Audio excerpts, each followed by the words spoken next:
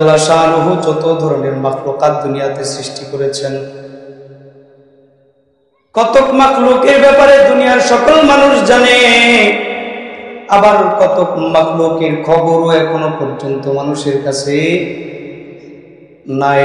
দিন যত যায় আল্লাহ জাল্লা শাআনুহুর বৈচিত্র্যময় সৃষ্টি আস্তে আস্তে মানুষের সামনে ভেসে ওঠে। এমন কোন সপ্তাহ পৃথিবীতে যাইতেছে না, এমন কোন মাস ও বান্দা পৃথিবীতে যাইতেছে না যেই মাস বা সপ্তাহে নতুন নতুন কোন সৃষ্টি বিজ্ঞানীরা পাইতেছে না। প্রতি সপ্তাহে কোনো না কোনো সৃষ্টির নতুন সৃষ্টির সন্ধান মেলে, প্রতি মাসে মাসেই কোনো না কোনো নতুন সৃষ্টির সন্ধান। কত যে সৃষ্টি করেছেন সবচেয়ে বেশি জানেন কে? আরো জোরে বলেন, কে জানেন? কিন্তু বান্দা যতগুলি মাখলুকাত মালিক আমার জমিনে সৃষ্টি করেছে, সকল মাখলুকাতের মধ্যে দামি কোন মাখলুক? জোরে বলেন। আমাদের কথা আমাদের একটু জোরে বলতে হবে না? আমাদেরকে আল্লাহ দামি বানাইছেন, সার্টিফিকেট দিয়েছেন কে? তাহলে আমাদের বলতে কোনো অসুবিধা আসেনি। দামি সৃষ্টি মাখলুক হইল মানুষ, বানিয়েছেন কে? কিন্তু বান্দা মানুষকে যে মালিক বড় দামি করে বানাইছে, মানুষের দামি হওয়ার পিছনেও কোনো না কোনো কারণ আমার আল্লাহ তাআলা রেখেছেন। পৃথিবীর যে কোনো জিনিস যদি মূল্যবান হয়, সেটা মূল্যবান হওয়ার কি কোনো কারণ আছে না? সাইকেল কিনলে লাগে 10,000, মোটর সাইকেল মার্কেট থেকে কিনলে 10,000-এ হয়। অন্তত 60-70 যদি আপনি সেকেন্ড হ্যান্ডও নেন, তারপরেও 60-70 লাগবে না? কারণ কি ভাই, সাইকেলের গুণ আর মোটর সাইকেলের গুণ কি একরকম নাকি? সাইকেল দিয়া বর্তমান জমানার কোন যুবক যদি বাড়ি থেকে শহরে যায়, আবার যদি সাইকেল পাইরা বাড়িতে আসে, পরের দিন সকাল বেলায় কোমর ব্যথার কারণে উঠতে পারবে না। বর্তমান যুবকদের হাল। কিন্তু ভাই যদি মোটর সাইকেল হুন্ডা নিয়ে আলায়, তাহলে কি ব্যথা আসবে নাকি? তাহলে মোটর সাইকেলের দাম যে এত বেশি, এটার কারণ আছে না? তাম দুনিয়ার মাখলুকাতের মধ্যে মানুষ সবচেয়ে দামি, কারণ আছে না নাই? মালিক আমার মানুষ দামি হওয়ার পিছনে বেশ কয়েকটা কারণ উল্লেখ করেছে। 1 নাম্বার কারণ হইল, বান্দা তোমরা পরস্পরে কল্যাণকামী হইবা। বলেন বলেন কি? উখরিজাত লিন্নাস আই খুলিকাত লিন্নাস, অর্থাৎ তোমাদেরকে আমি আল্লাহ সৃষ্টি করেছি সামাজিক জীব হিসেবে। সমাজ নিয়ে মানুষের বসবাস। কারণ কি? কয় কারোর বিপদে কেউ সাহায্য করবে, যে কারোর যদি কোনো ধরনের কোনো হাজত হয়, এক ভাইয়ের হাজত সবাই মিললে পুরা করবে। এটা হইল সামাজিকতা, এটা সমাজের কাজ না?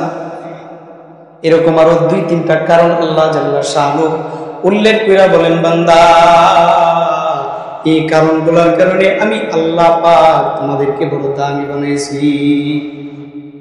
এই আয়াতে উল্লেখিত 2-3টা কারণ আমি বলবো না, শুধু একটা কারণেই থাকবো। সেটা হলো, তোমাদেরকে সৃষ্টি করা হয়েছে একে অপরের কল্যাণের জন্য, একে অপরের উপকারের জন্য। এটা মাথায় রাখবেন। আমাদেরকে দামি বানানোর 1 নাম্বার কারণ কি? একজন আরেকজনের কল্যাণকামী হওয়ার জন্য। বলেন বলেন, 1 নাম্বার কারণ কি? জোরে বলেন, একজন আরেকজনের কল্যাণকামী হওয়া 1 নাম্বার কারণ। সরদারে দু আলম নবী আমার হাদিসে কিবরিয়াতে বলতেছে, ও আমার উম্মতেরা, তোমরা তাড়াতাড়ি মৃত্যুর প্রস্তুতি গ্রহণ করো। কিসের? জোরে বলেন। আমি আয়াতের পুরা তর্জমাও করি নাই, বাকি 2টা কারণও বলি নাই, একটা কারণ বলছি, সেটা মাথায় রাখবেন। আমাদেরকে সবচেয়ে দামি সৃষ্টি করার কারণ হলো, দামি সার্টিফাই করার কারণ হলো যে আমরা একজন আরেকজনের উপকার করব, কল্যাণকামী হব। এটা মাথায় রাখবেন। এবার আমরা হাদিসে চলে যাই, সময় কম, যার কারণে আমি একটু কোনাকুনি মেরে দিতেছি। সরদারে দু আলম নবীর যত হাদিস আছে, কোন হাদিস রাসূল বলেন নাই যে তোমরা মৃত্যুর প্রস্তুতি নাও। কিন্তু নবী আমার একটা মাত্র হাদিসের মধ্যে ইরশাদ কইরা বলতেছেন বাদিরু সিত্তাম বিল মাউত, জমিনে 6টা জিনিস আছে, এই 6টা জিনিসের প্রভাব সমাজে রাষ্ট্রে আসার আগে আগে তোমরা মৃত্যুর তৈয়ারি গ্রহণ করো। কয়টা জিনিস? 6টা। জোরে বলেন কয়টা জিনিস? আসছেন ওয়াজ শুনতে, কথা বুঝবেন, ওয়াজ আসছেন শুনতে, কিছু নিয়ে যাইতে হবে না। আমরা তো যা শুনি এখান থেকে থুয়ে যাই, বাড়িতে তো কিছু লইয়া যাই না। ও ভাই, 6টা কারণের কথা রাসূল আমার উল্লেখ করে বলেন বাদিরু সিত্তাম বিল মাউত, জমিনে যখন 6টা জিনিসের প্রভাব পড়বে,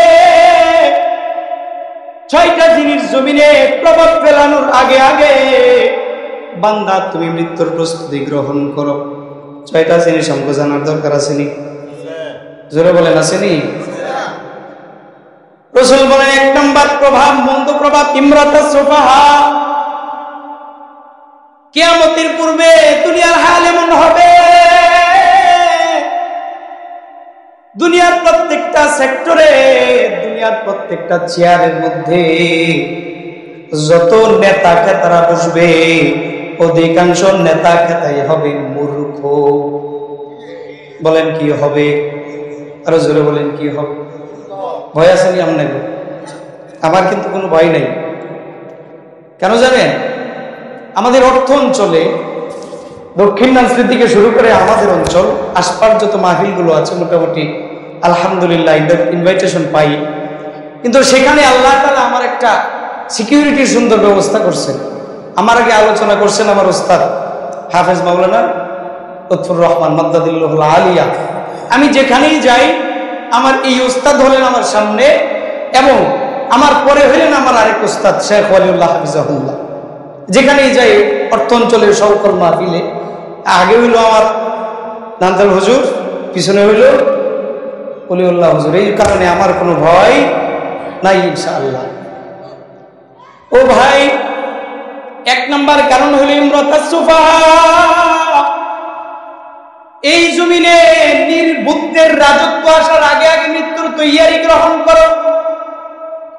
কি বলো ভাই? কেন কেন? যদি নির্বুদ্ধিময় কোন ব্যক্তি নেতা হয়, সেই ব্যক্তির দ্বারায় বান্দাদের ক্ষতি কি হবে? একটা কথা মনে রাখবেন, বান্দাকে দেওয়া আল্লাহ পাকের যতগুলো নিয়ামত আছে, সকল নিয়ামতের প্রধান নিয়ামত হলো বান্দার ঈমান। প্রধান নিয়ামত কি? আরো জোরে বলেন। কিন্তু ভাই, যদি সমাজের নেতা কেতা হয় মূর্খরা, সেই সমাজের ইমানদার যারা, তাদের ঈমান টিকায় রাখা কঠিন হয়ে যাবে।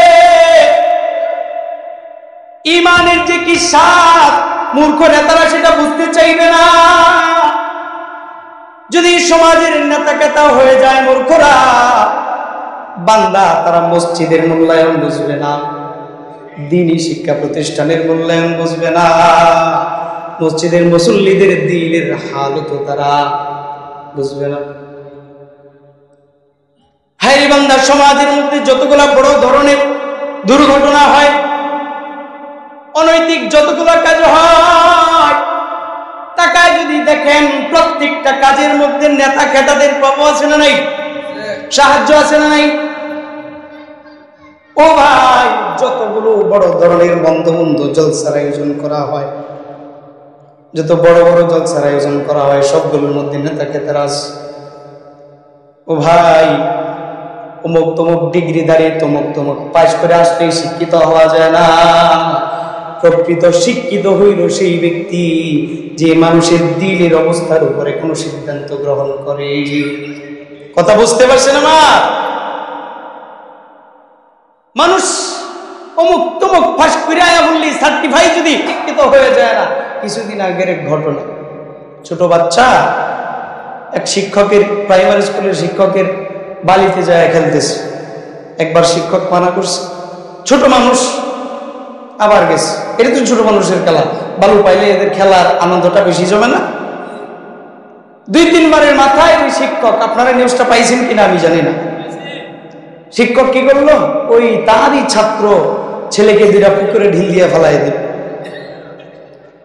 দুনিয়ার শিক্ষায় শিক্ষিত যারা তারা প্রকৃত শিক্ষিত নয়। আল্লাহর দেয়া বিধিবিধান, আল্লাহর দেয়া আসমানকৃত নাযিলকৃত যেই জ্ঞান, কোন বান্দা যখন মাওলার দেয়া জ্ঞানটা নিজের ভিতরে ধারণ করবে, সেই হলো প্রকৃতপক্ষে শিক্ষিত। যদি আমারে বলেন যে হুজুর আপনি ভুল বললেন না, আমি তো আপনাদের সন্তান, যে বাতিজা তুমি ভুল বলছো, যদি আপনি আমারে ভুল বলেন তাহলে দেখাইতে হবে, তো ভুলের কারণ বের করতে হবে না? ও ভাই, সমাজের দিকে যদি চিন্তা করি, মূর্খ নেতাকে কোনো সিদ্ধান্ত নিতে মানুষের দিলের কোনো অবস্থা বুঝতে চায় না। সরদারে দু আলম নবী যতগুলো কারণে দুনিয়াতে পীড়িত হয়েছে, নবী আমার সেই সমস্ত কারণের মধ্যে একটা হাদিসে 2-3টা কারণ উল্লেখ করছেন। রাসূল বলেন, বিমাহকিল মাআজিফি ওয়াল মাজামির ওয়াসসালিবি ওয়াল আওসানি ওয়াল আমরিল জাহিলিয়া। 5টা কারণে রাসূলকে আল্লাহ পাক দুনিয়াতে পাঠাইছেন। পুরো হাদিস বলি নাই, শুধু মূল আলোচনাটা বলতেছি। আরেকটা হাদিসে রাসূল বলেন, আল্লাহ পাক আমাকে কয়েকটা কারণে দুনিয়াতে প্রেরণ করেছেন, তার মধ্যে একটা হলো এই দুনিয়াতে যত বাদ্যযন্ত্র আছে সকল বাদ্যযন্ত্রকে দুনিয়া থেকে নস্যাৎ করে দেওয়ার জন্য, ধ্বংস করে দেওয়ার জন্য আমি রাসূলকে আল্লাহ দুনিয়াতে পাঠিয়েছি।